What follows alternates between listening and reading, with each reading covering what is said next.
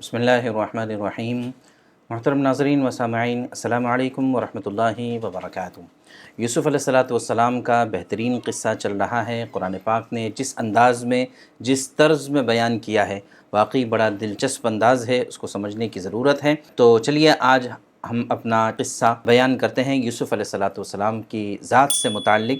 چنانچہ یہ قصہ قرآن کریم کی آیت نمبر سورہ یوسف کی آیت نمبر 30 سے 35 کے درمیان بیان کیا گیا ہے، اور اس کا خلاصہ یہ ہے کہ یوسف علیہ السلام ایک اور آزمائش سے گزرتے ہیں۔ سب سے پہلے تو بھائیوں کے حسد کا شکار ہو گئے، پھر اس کے بعد اللہ تبارک تعالیٰ نے کنویں سے بازار مصر تک پہنچایا تھا، وہ ایک آزمائش تھی۔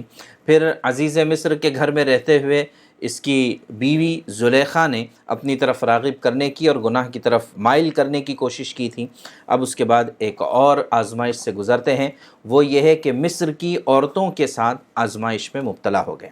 ہوا کیا تھا کہ جب زلیخا سے متعلق باتیں چلنے لگیں اور لوگوں کو پتہ چلی، تو زلیخا کی جو سہیلیاں تھیں، جاننے والیاں تھیں، ان کو جب پتہ چلا تو انہوں نے اس کو ملامت کرنا شروع کیا کہ کیسی عورت ہے، اپنے ہی غلام اور اپنے ہی گھر میں رہنے والے ایک نوجوان کے ساتھ غلط کام کرنا چاہ رہی تھی۔ تو اس طرح کی باتیں اس کے کانوں تک بھی پہنچی، زلیخا کے کانوں تک۔ اس نے کہا کہ ٹھیک ہے، میں ایک پریکٹیکل ان کو نمونہ دکھاتی ہوں، ڈیمو دکھاتی ہوں کہ میں کیوں اس کے محبت میں یا اس کے عشق میں فریفتہ ہوئی، کیوں اس کے پیار میں آ گئی۔ تو اس کا ایک نمونہ دکھانے کے لیے اس نے یہ کیا کہ سب کی دعوت کی، اور دعوت میں ہر چیز کا اہتمام کیا، کھانے پینے کا، بیٹھنے کا، اور تمام چیزوں کا اہتمام ہوا، اور ہر ایک کے ہاتھ میں چھریاں دی، چاقو دے دی، تاکہ سامنے جو چیزیں کھانے کی ہے اس کو کاٹ سکیں۔ اور عین اس موقع پر یوسف علیہ السلام سے کہا کہ تم ان کے سامنے آ جاؤ۔ چنانچہ جیسے یوسف علیہ السلام ان کے سامنے سے گزرے یا سامنے آئے، تو یہ سارے کے سارے ہکا بکا رہ گئے۔ اور صرف اتنا ہی نہیں، بلکہ انہوں نے بدحواسی میں اور بے ہوشی کے عالم میں انہوں نے چاقوؤں سے اپنے ہاتھ کاٹ لیے، بجائے کھانے کی چیز کاٹنے کے یا پھل فروٹ کاٹنے کے انہوں نے اپنے ہاتھ کاٹ لیے، اور ان کو پتہ تک کہ نہیں چلا یوسف علیہ السلام کی خوبصورتی اور حسن کو دیکھ کر۔ تو اس پر پھر زلیخا نے کہا کہ دیکھو کہ جس کے بارے میں تم مجھے ملامت کر رہے تھے وہ یہ تھا کہ ایسا حسین اور خوبصورت نوجوان میرے پاس تھا، اس وجہ سے میں اس کے عشق میں یا اس کے پیار میں، یا یہ کہ حقیقت میں پیار اور عشق تو صرف بولنے کے لیے ہوتا ہے، حقیقت تو وہ آدمی کے نفسانی خواہشات ہوتی ہے کہ جس کو پورا کرنے کی کوشش کرتا ہے۔ اور پھر اس وقت بھی زلیخا نے یہ کہا کہ اگر یہ میری بات کو نہیں مانے گا تو پھر میں اسے جیل بھجوا دوں گی، یعنی ابھی بھی اس کو اپنی بات پر اصرار تھا۔ اور ظاہر ہے کہ اس کی گواہ ساری یہ اس کی سہیلیاں اور مصر کی یہ عورتیں، اور ظاہر ہے کہ یہ عورتیں بھی اشرافیہ طبقے کی ایلیٹ کلاس کی ساری عورتیں تھیں، تو یہ بھی اس پر گواہ بن گئی، یعنی ان کو بھی پتہ چل گیا کہ یہ سارا یہ معاملہ ہے۔ تو یوسف علیہ السلام سمجھ گئے کہ اب بھی مجھ سے وہی گناہ کروانے کی کوشش ہو رہی ہے کہ جس سے میں بچنا چاہ رہا تھا، جس سے میں بھاگنا چاہ رہا تھا۔ تو اس موقع پر یوسف علیہ السلام نے دعا کی کہ اللہ، کہ اس گناہ اور اس برائی کے مقابلے میں مجھے جیل جانا پسند ہے۔ چنانچہ اللہ تبارک تعالیٰ نے بھی ان کے ساتھ یہی معاملہ کیا۔ یہ اس قصے کا خلاصہ تھا۔ اب آتے ہیں کہ قرآن نے اس کو کس انداز میں اور کس طریقے سے بیان کیا ہے، اس کو سمجھنے کی کوشش کرتے ہیں۔ چنانچہ قرآن کہتا ہے وَقَالَ نِسْوَةٌ فِي الْمَدِينَةِ امْرَأَةُ الْعَزِيزِ تُرَاوِدُ فَتَاهَا عَنْ نَفْسِهِ قَدْ شَغَفَهَا حُبًّا إِنَّا لَنَرَاهَا فِي ضَلَالٍ مُبِينٍ، کہ مصر کی عورتوں نے عزیز مصر کے بارے میں یہ چرچا کرنی شروع کر دی کہ اس نے اپنے ہی غلام کے ساتھ غلط کام کرنے کی کوشش کی یا غلط کام کرنے کا ارادہ کیا، اور پھر قد شغفہا حبا، اور اس کی محبت میں یہ پاگل ہو گئی، یعنی محبت بہت زیادہ افراط و تفرید کی شکار ہو گئی۔ انا لنراہا فی ضلال مبین، ہم تو اس کو کھلی گمراہی سمجھتے ہیں، اور اس عورت نے بہت غلط کیا ہے۔ اس طرح کہ اس کو لعن طعن ہونے لگے، اس کو ملامتیں آنے لگی۔ فلما سمعت بمکرہن، کہ جب زلیخا کو پتہ چلا کہ میرے خلاف یہ سازشیں ہو رہی ہے، تو ارسلت الیہن، تو ان سب کو دعوت پر بلایا، گویا کہ ان کی کٹی پارٹی ہوئی، وَأَعْتَدَتْ لَهُنَّ مُتَّكَأً، ہر ایک کے لیے بہترین بیٹھنے کا انتظام کیا، گاؤ تکیے کا انتظام کیا، یا اس زمانے کے اعتبار سے جو چیزیں ہو سکتی تھیں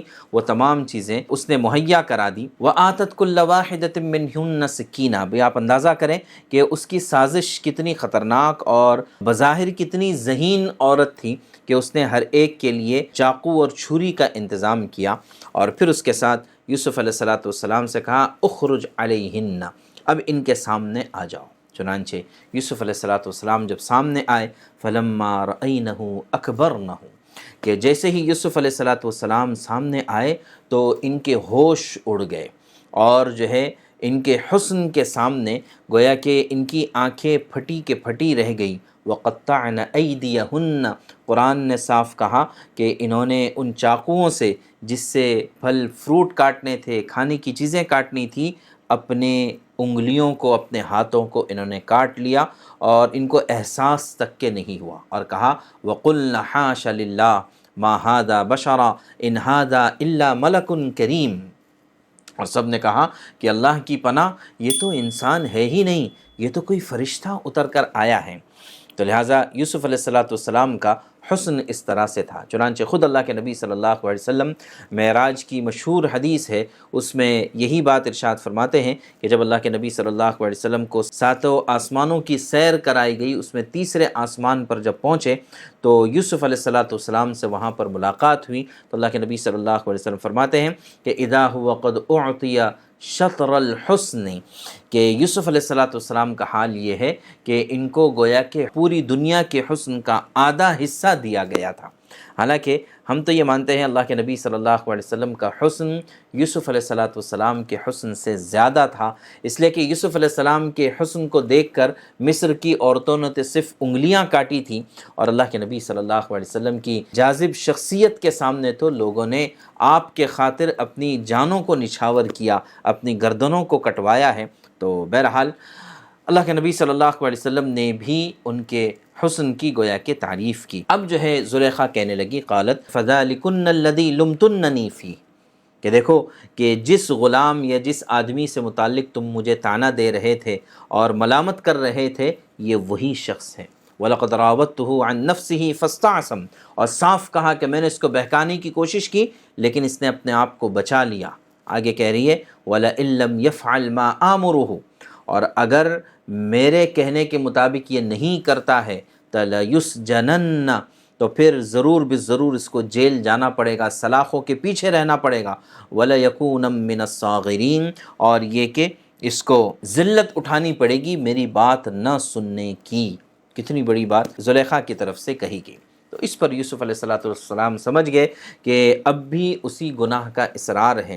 اب اگر میں گھر پر رہتا ہوں تو ظاہر ہے کہ عزیز مصر ہمیشہ گھر پر نہیں موجود ہیں، میں اگر گھر پر رہتا ہوں تو دوبارہ یہ کوشش کرے گی کہ مجھے اسی گناہ کی طرف لایا جائے۔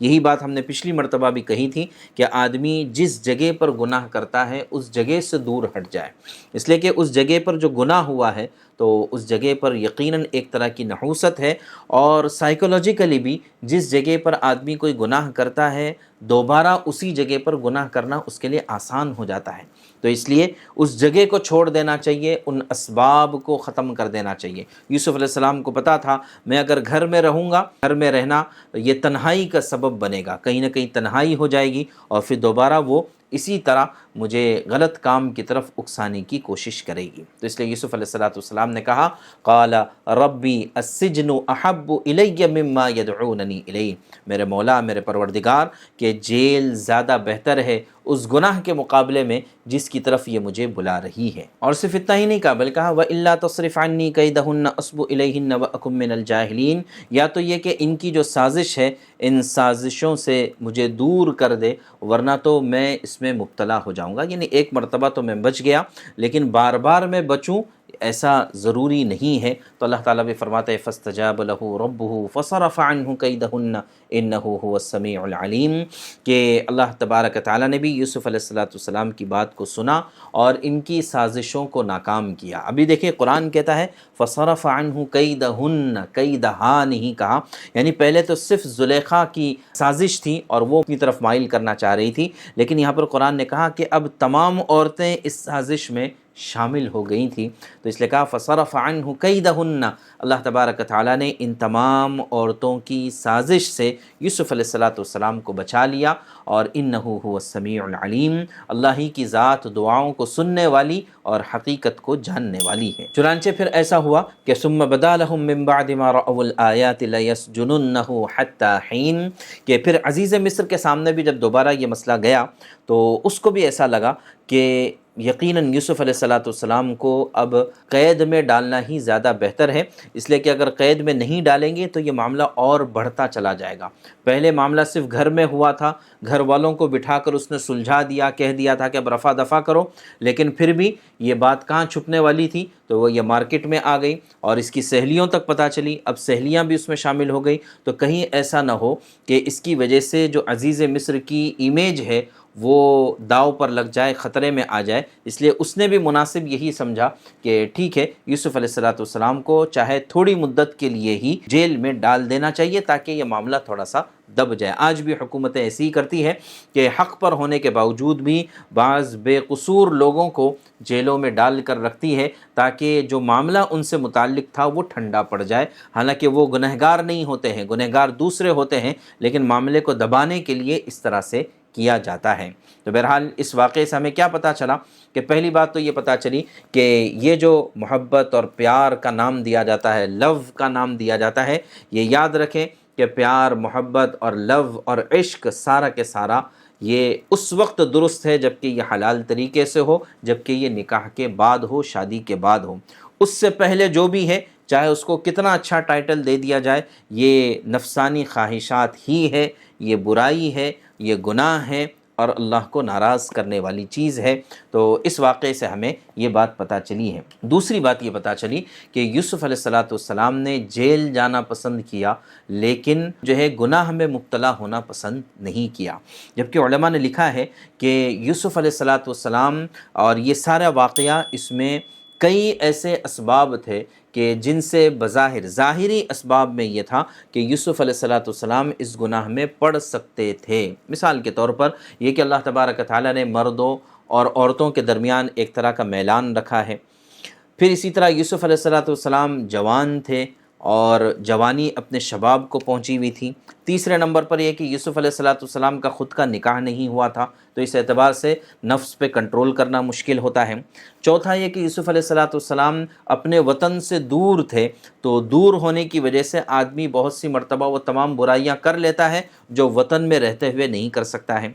इसी तरह पांचवी चीज़ ये कि वो जो औरत थी ये बड़ी मनसब वाली, हुस्न व जमाल वाली, यानी ज़ुलेखा, इसका एक स्टेटस था, तो स्टेटस वाली औरत गुनाह की तरफ बुला रही थी।